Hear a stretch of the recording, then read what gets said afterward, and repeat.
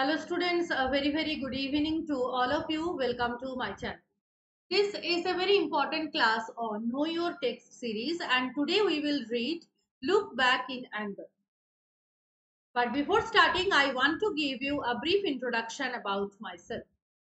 My name is Prishti Mukherjee. I have qualified NK UGC NET exam in English literature 4 times and have also qualified West Bengal SET examination.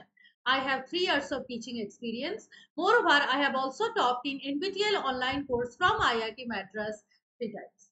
Currently, I am working at Rajkamal Saraswati Vidya Mandir, Dhanbad. This is the link of my Telegram channel. The link is also given in the description box. So those of you who have not joined yet, please join and don't forget to like, share and subscribe my YouTube channel. So let's start today's video.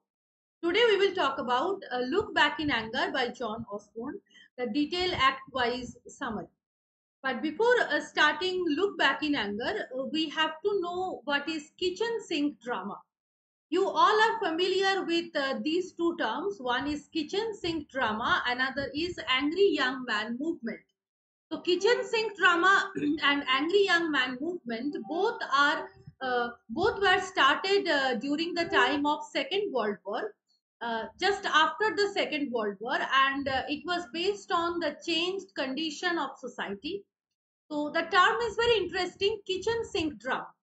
If we look at the history of the term, then it is derived from an expressionist painting of John Bradby, and there is also another article by David Sylvester, that is the kitchen sink.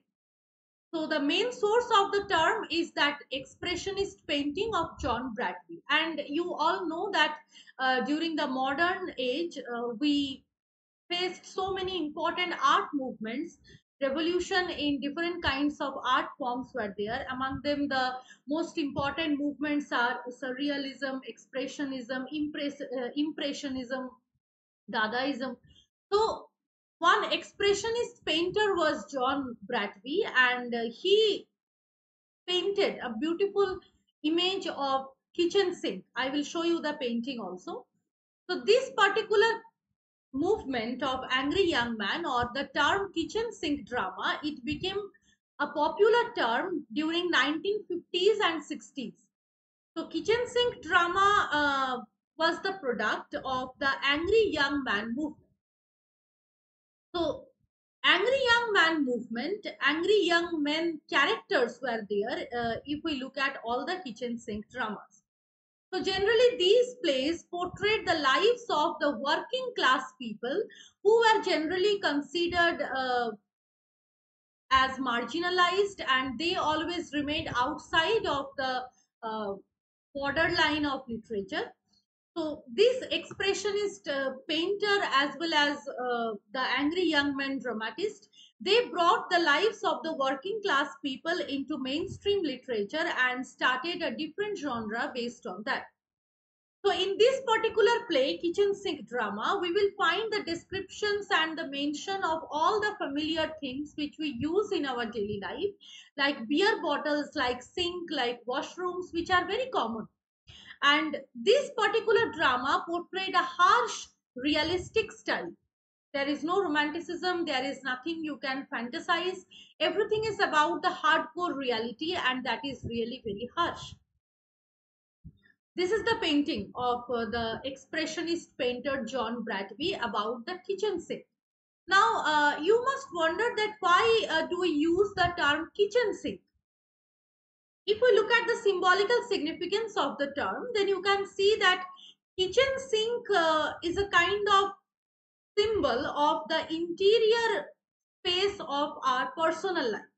And kitchen is something which is very deeply associated with our household, and generally kitchen and kitchen sink, we keep them separate. We took extra care while building the kitchen, regarding the sanitization, regarding the hygiene, right? And kitchen sink has a very gruesome reference, because in kitchen sink, as the image also indicates, you can see that all such kinds of soapy waters, all the used utensils, the leftovers of foods, all these things are there in the kitchen sink. So generally from the outside for the outsiders, we keep kitchen sink as separate. And you should also make a note that kitchen sink drama developed as a kind of reaction to the drawing room comedies. Drawing drawing room comedies. Now, what is this drawing room comedies? Drawing room comedies generally refer to the exterior description of life. And you know that generally when people come, when guests arrive at our house, we show them the drawing room, and drawing room is always very decorated. It contains all the expensive objects, maybe the showpieces or beautiful photographs, the paintings are there, because drawing room is a kind of reflection of the household to the outer world, but drawing room is not the reality. May you can decorate the drawing room, but your inner house may be a mess. So when the guests appear, we generally prefer to make them sit in the drawing room, and sometimes we are not even interested to show them the interior of our house, because interior of our house contains something very personal, and it may reveal something very disturbed or embarrassing thing. You also notice one thing, that whenever any guests arrives or whenever there is a party in our house, we try to avoid, or we try to keep aside all the ugly and disturbing things away from the eyes of the guest. We don't want that our guests come and see all these things. So we use expensive clothes, expensive decorative materials, beautiful showpieces, but all are kept in the drawing room. So in our literature, there was also another movement called drawing room comedies, and kitchen sink drama developed as a reaction to that. So, as per the Angry Young Men protagonist, or the Angry Young Men dramatist, they believe that drawing room comedies project something that is not the reality. Maybe you are projecting that is hyper real. You are using the techniques of simulacra simulation, as Baudrillard has explained. So, whatever the things you are showing, that is not the reality. And in drawing room comedies, there is a very specific, or you may say, a desperate attempt to mask the reality, to hide the reality. You are projecting something which you are not. Remember the line of J. Alfred Prufrock, to prepare the face to meet the faces that you meet. So you are preparing a face which you are actually not.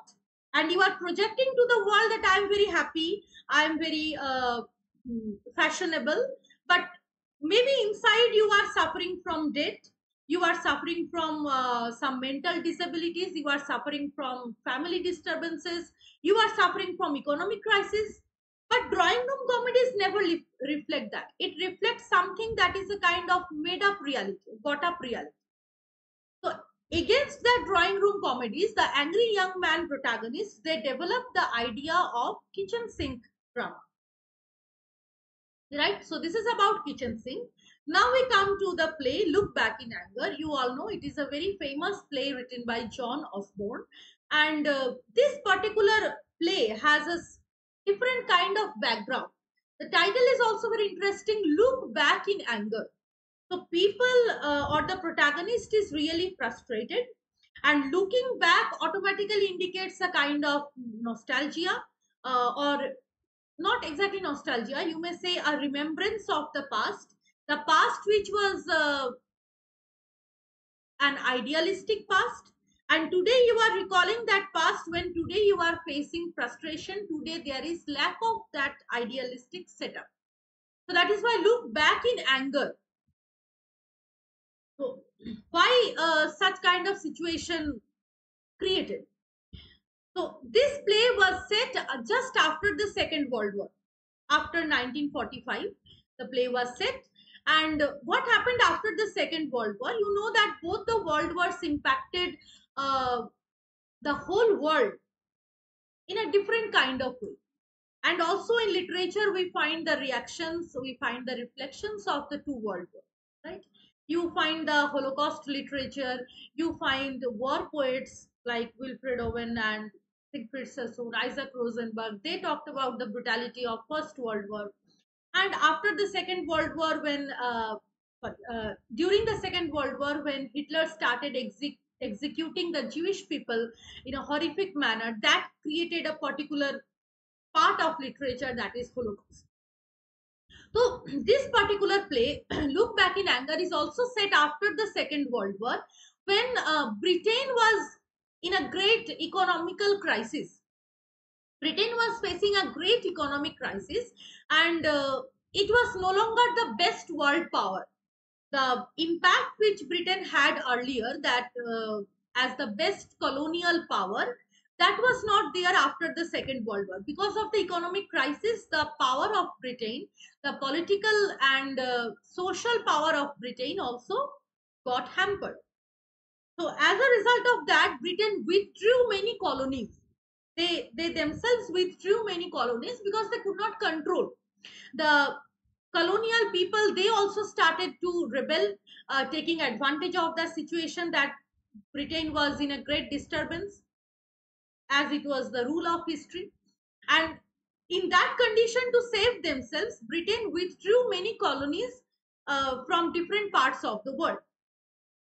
And what happened after that in Britain, which was earlier the best world power, it could not give jobs to their educated youths. So a group of educated youth, they did not get any jobs, or maybe not exactly any jobs, but the desirable jobs. For example, a highly educated youth, he demanded a job of his level, but he was not getting the job of that level. So that created a kind of frustration. And also there was another thing called class division. You are all familiar with that. Class division was there. So class division was another cause for this. Due to class division, so many people from lower caste, wherever they are educated or not, they could not get proper jobs, right? And as well as due to the economic crisis, Britain avoided giving jobs to the qualified youth. So this kind of mass unemployment, which was not there earlier, people were in hope that after completing our study, we will get the jobs. But right now the situation is that Britain is not able to give jobs. I mean, Britain was not able to give jobs. So this unemployment led to anger. And that is why angry young man. Why the young men became angry? Because of this serious unemployment. And unemployment leads to so many other causes. Unemployment leads to frustration, unemployment leads to your family problem, unemployment can make you alienated from your friends, from your family members. You will always be in great tension that how can I earn money. So all these things created a kind of depressing situation in the world, and that is why it created a new group of playwright, that is known as angry young man playwrights. And this particular drama is called kitchen sink drama, because it described the reality of Britain, not only the fascinating or the made up reality as described in drawing room comedies. So Look Back in Anger was published in 1957. This is the background. Now come to the play. So the play is divided into three acts, and there are some scenes also. So Act 1.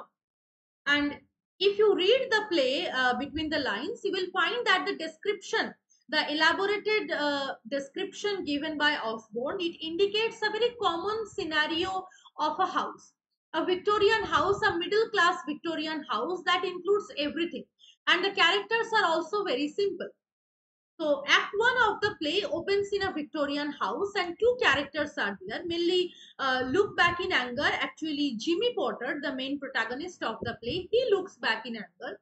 The character of Jimmy is built up in such a way that Jimmy becomes a prototype of this group of angry young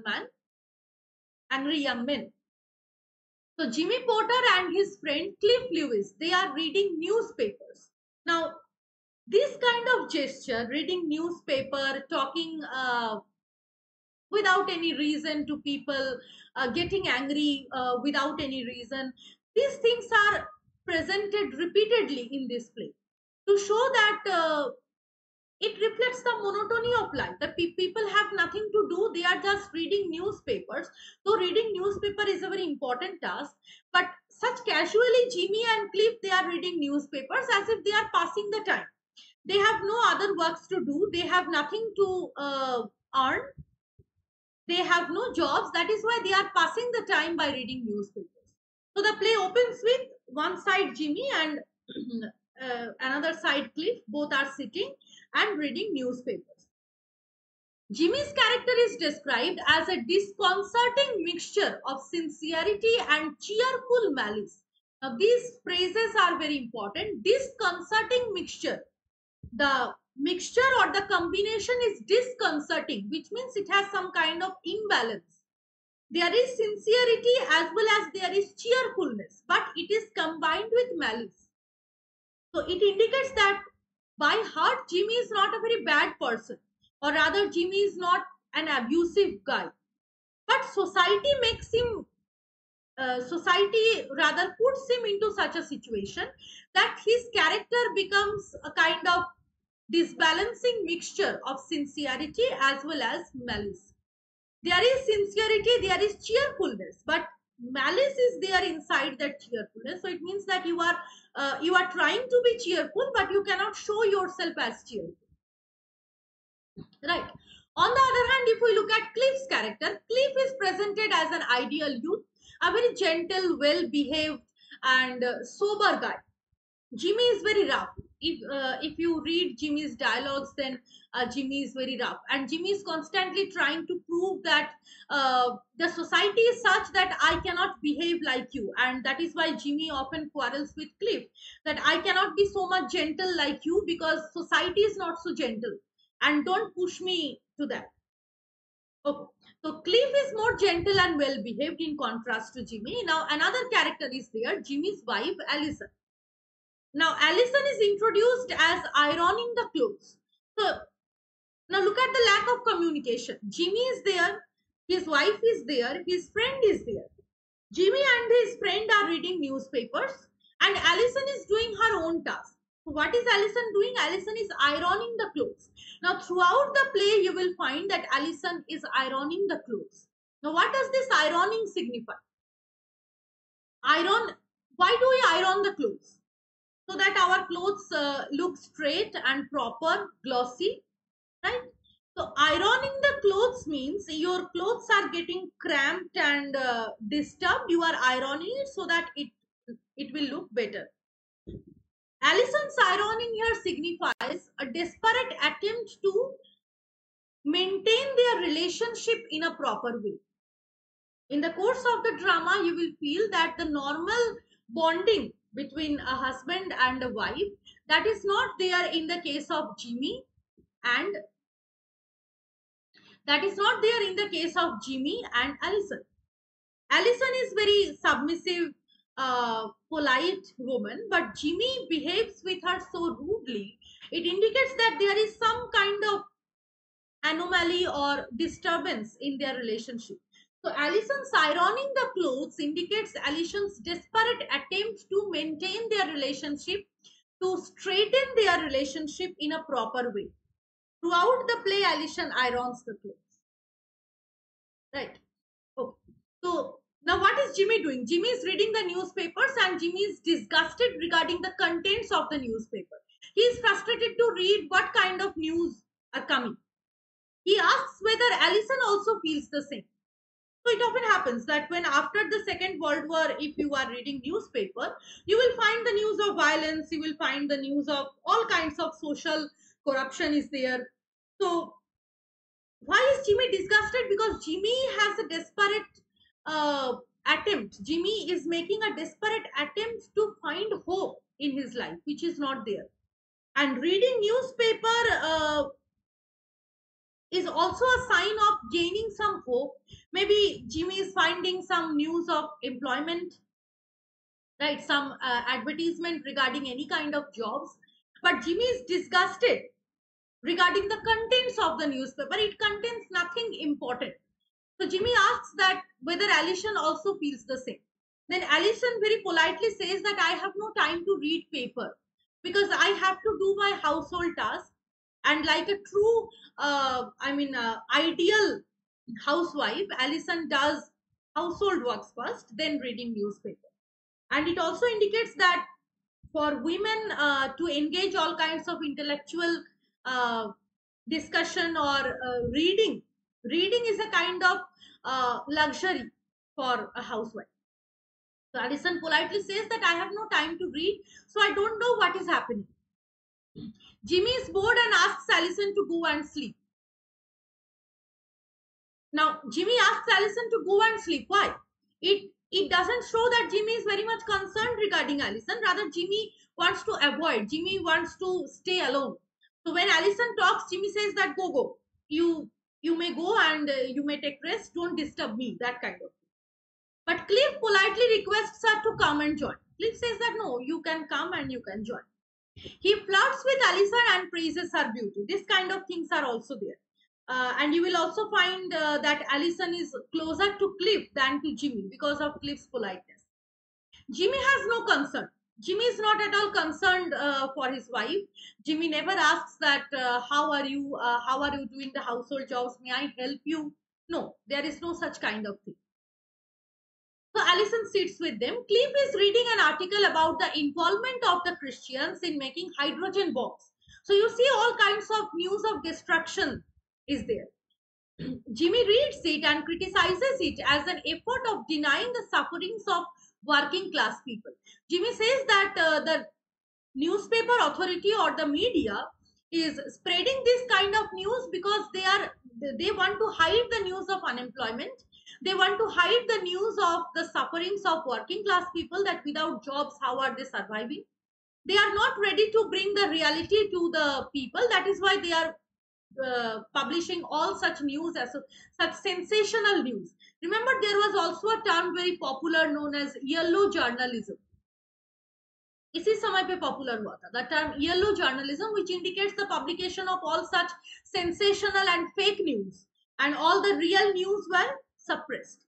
So that kind of thing, maybe Jimmy is also referring to that concept of yellow journalism, though not in a direct manner. Allison finds interesting.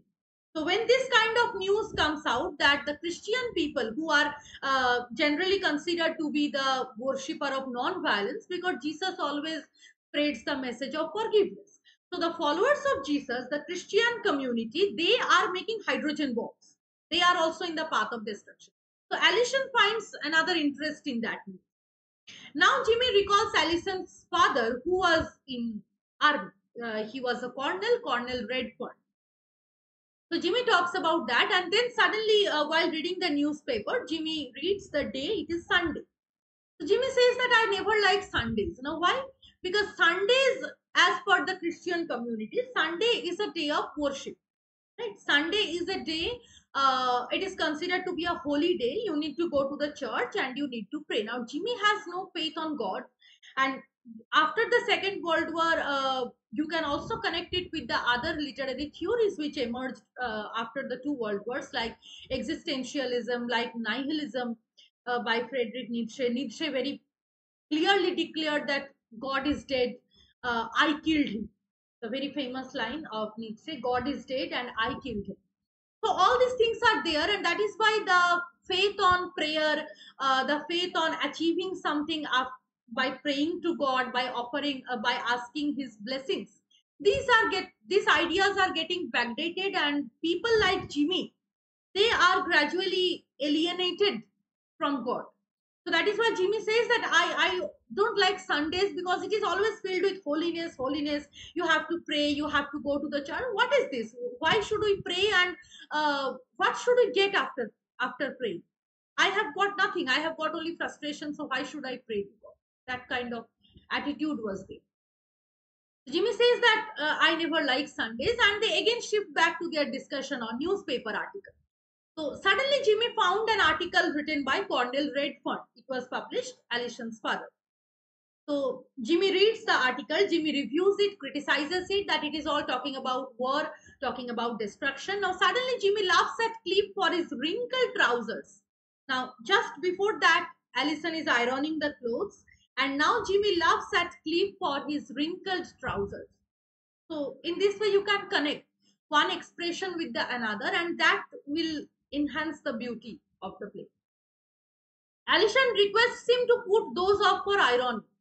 Now, Allison also feels disturbed when Jimmy makes such comments. Allison asks Cliff that if you don't mind, I can iron your trouser. Jimmy starts listening to music. Now, if you look at Jimmy's activities, if you read the play properly, if you look at Jimmy's activities, there is no proper connection. And all such kinds of activities indicates that Jimmy is very restless inside. Uh, at one particular moment he reads, at one particular moment he laughs, and in the very next moment he starts listening to music. Now, listening to music doesn't mean that Jimmy is very happy, he needs to enjoy. No, it is also another way of time pass. He just listens to music and then he again quarrels with Allison. So it indicates Jimmy's restlessness. His mind is not in a proper balance. Whatever he is doing, there is no reason. Sometimes he talks, sometimes he listens, sometimes he falls silent, and the conversation also lacks any kind of connection.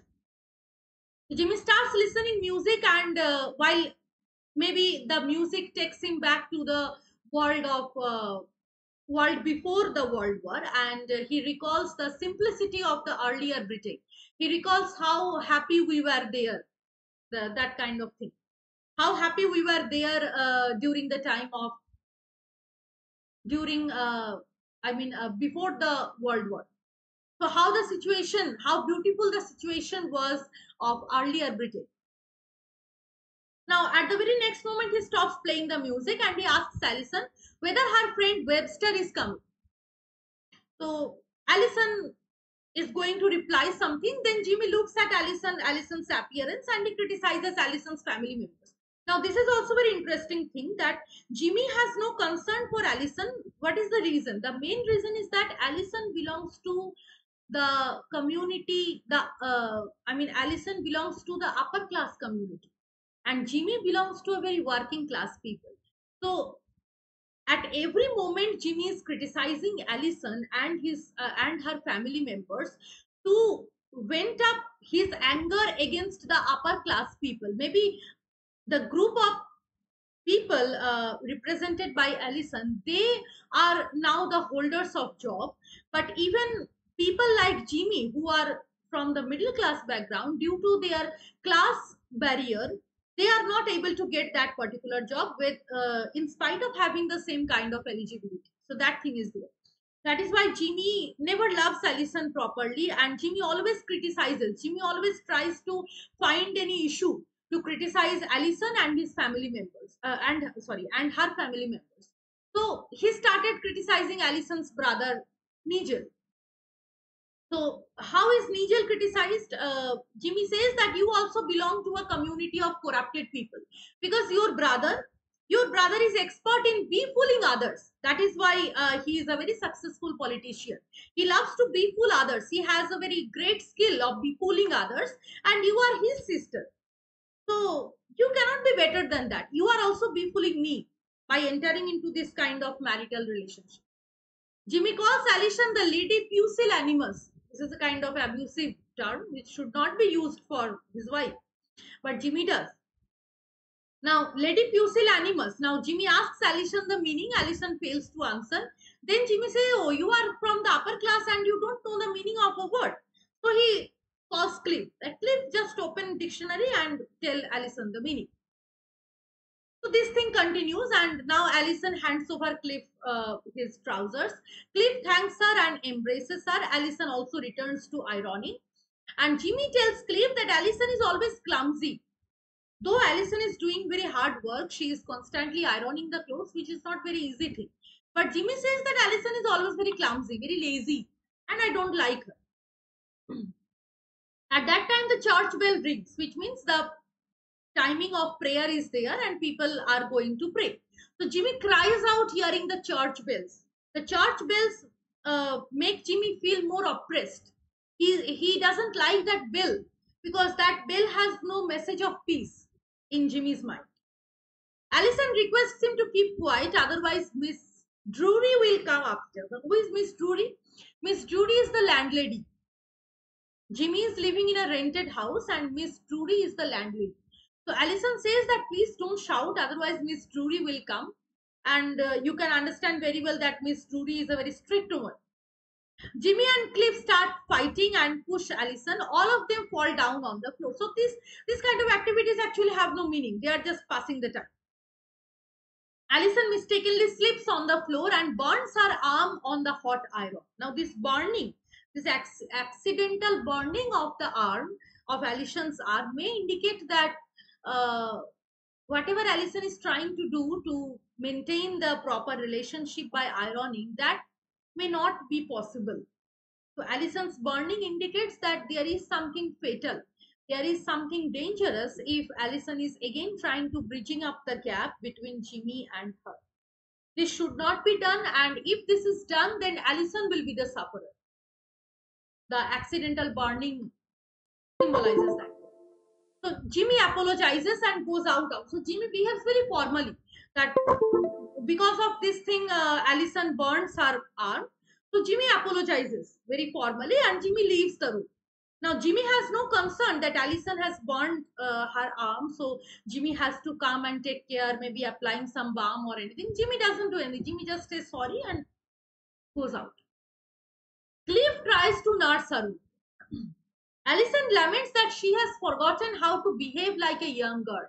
Allison now laments that how to behave like a young girl means Allison laments the loss of her childhood, the loss of romanticism which was there when she was newly married to Jimmy. But right now, Jimmy is a changed personality. Jimmy is becoming savage gradually. Allison laments to Jimmy's friend Cliff that your friend is behaving in a strange manner. Your friend is behaving like a savage. Allison reveals to Cliff that she is carrying Jimmy's child. But Jimmy doesn't know this thing. Means Allison never tells Jimmy. Now, can you imagine what kind of relationship is there then? If the wife is carrying a child and the wife is very much afraid to tell this thing to her husband, only because of the fact that Jimmy is against all kinds of family. Because now Jimmy is completely unemployed. So Jimmy never wants another person to come, another new life to come. So Jimmy will feel very irritated. Allison is very afraid that I cannot share with him the news. I am sharing with you, her husband's friend. But Allison says that I cannot share it with Jimmy because Jimmy never wants a baby and Jimmy actually has no emotion attached to it. She is afraid of Jimmy's reaction. And Allison is so frustrated that she inquires of Cliff the process of abortion. Even Allison is so frustrated that she denies to give birth to that child. And Allison says that, can you please help me in the process of abortion? Now, Cliff is horrified. Cliff says that, why are you doing so? You just need to tell Jimmy because Jimmy loves you. Jimmy always loves you. You are his legal wife. So Jimmy will not be very angry. Jimmy will feel happy. You just tell him once and then see what is his reaction. Allison says that Jimmy will suspect her. Allison is afraid because of that. Maybe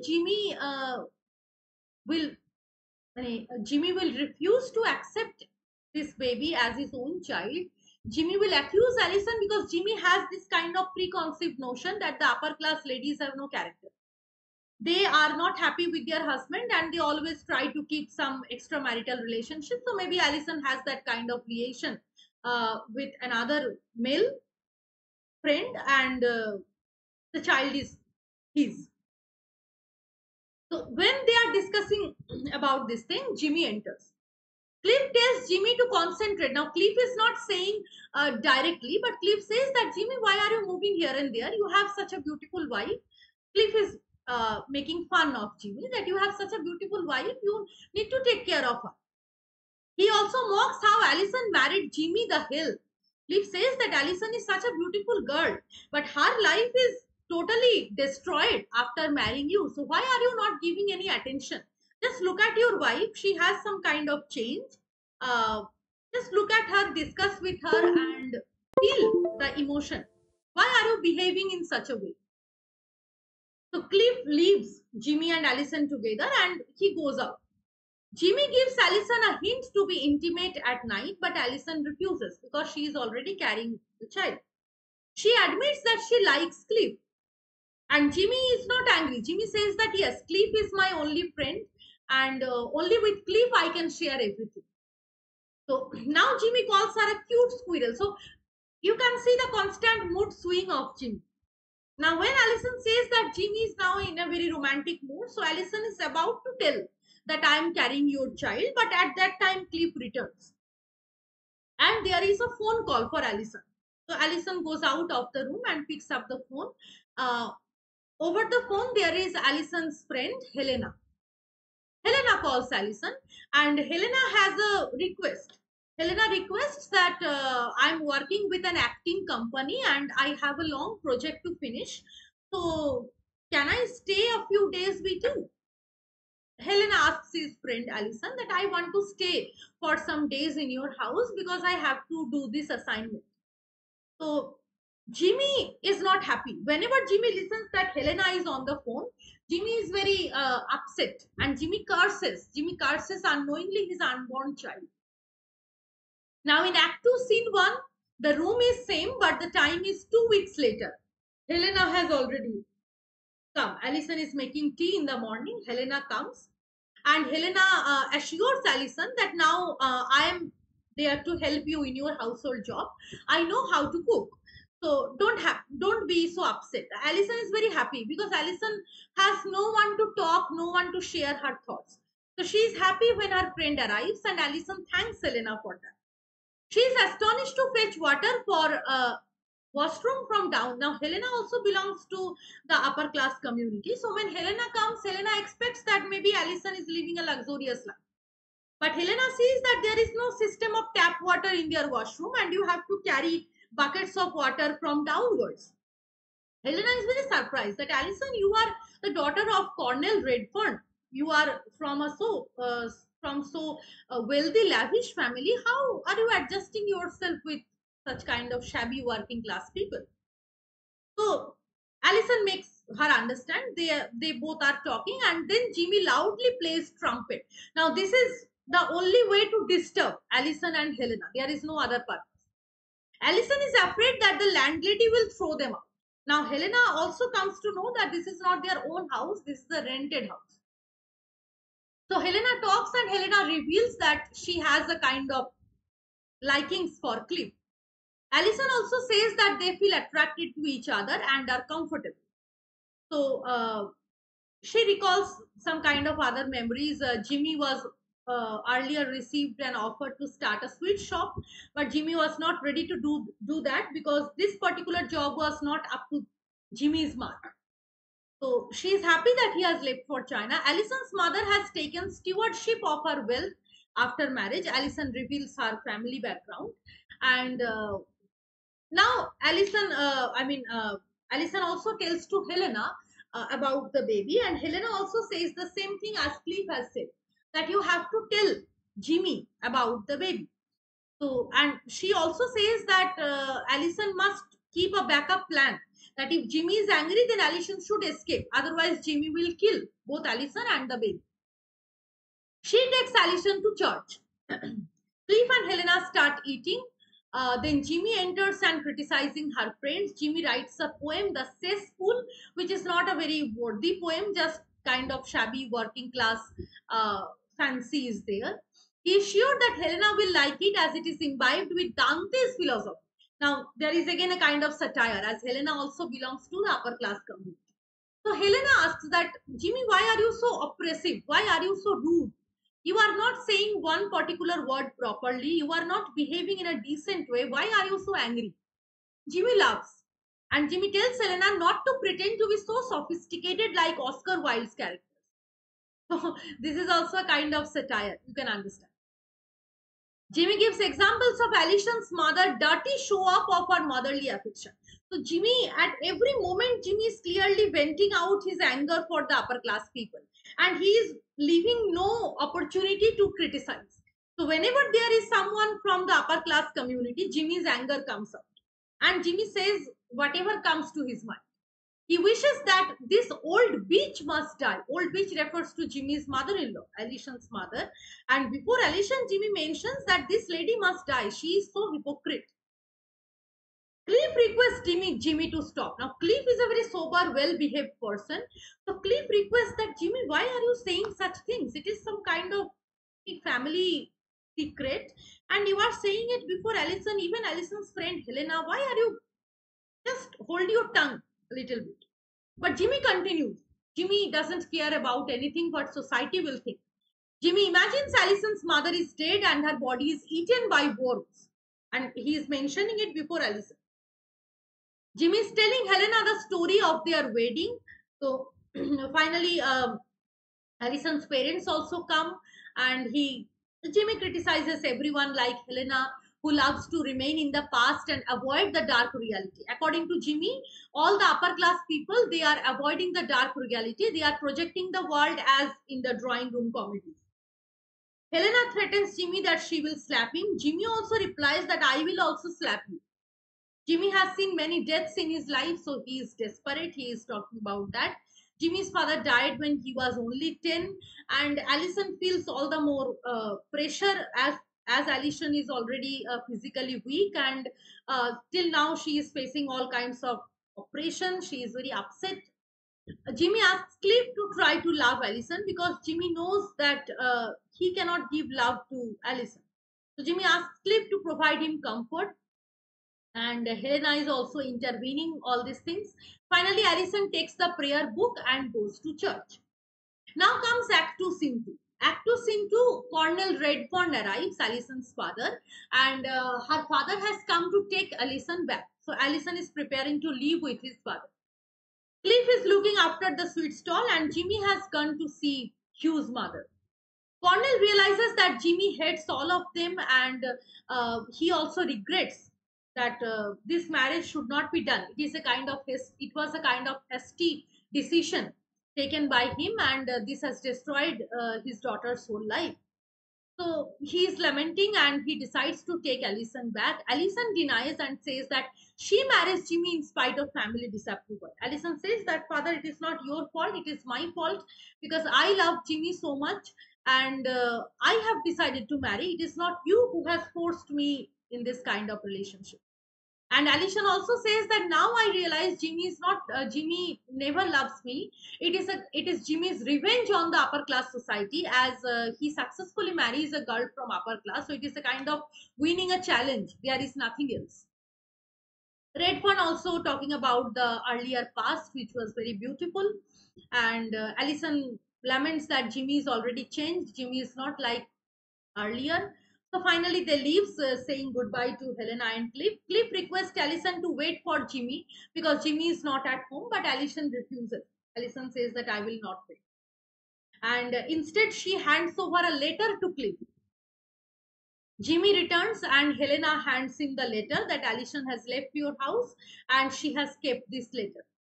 After reading Allison's letter, Jimmy becomes more angry, and then Helena informs the truth that Allison is carrying your child. But Jimmy has no emotion. Even after hearing this, Jimmy is not ready to take Allison back, rather, he shows no emotion. So Helena slaps Jimmy because of that. Now, in Act 3, Scene 1, the last the last act 3 scene 1. Act 3 scene 1 talks about the same setting like the first act, and now what happens in place of Allison, Helena is ironing. It is again a Sunday because Allison already leaves the place. Cliff and Jimmy are reading newspapers. Jimmy sums up the news. Again, the same thing appears, and he again criticizes Allison's mother. Jimmy wants to perform a game of wax image on Cliff and Helena. Helena is not ready to. Helena is very upset because already Allison has left the house and she has to do all the household duties. So she is very upset and she requests Jimmy to change the topic. Now Jimmy discusses about a song. The song is very interesting. It is about a suitor wanting to marry a middle class woman. Even her mother has strong disapproval. So Jimmy is making fun of his own wedding with Allison. And suddenly Jimmy stops talking about the song and starts fighting with Helena and Cliff. So this kind of relationship continues between Cliff and Helena. Now whatever the things Allison already did for Cliff, now Helena is doing for Cliff.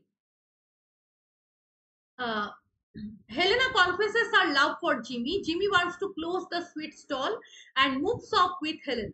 Now Jimmy decides to leave the house with Helena. Just then Allison arrives. Allison returns. Now in Act 3, Scene 2, what happens? Allison returns. Helena is already present. She is doing the household task. She is making tea. Now when Allison returns, Helena feels very happy. Helena now decides to leave because her term of living there is over. Allison regrets her return. Allison is not ready to let her go. Allison is feeling very upset. So Helena also feels sorry for that, and Allison knows that Helena loves Jimmy. So Allison says that I want to make you and Jimmy together. But Helena says that no, you need to understand Jimmy. Now, as a true friend, Helena makes Allison understand that you should not be so upset. Jimmy is not a bad guy. The fault is that Jimmy was born out of his time. Now, this is very interesting.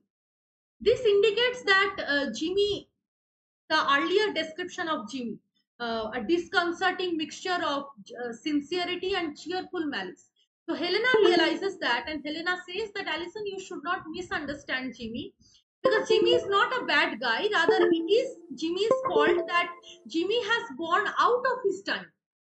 That is his only fault. Now, what happens ultimately? The baby is dead. Allison has faced miscarriage.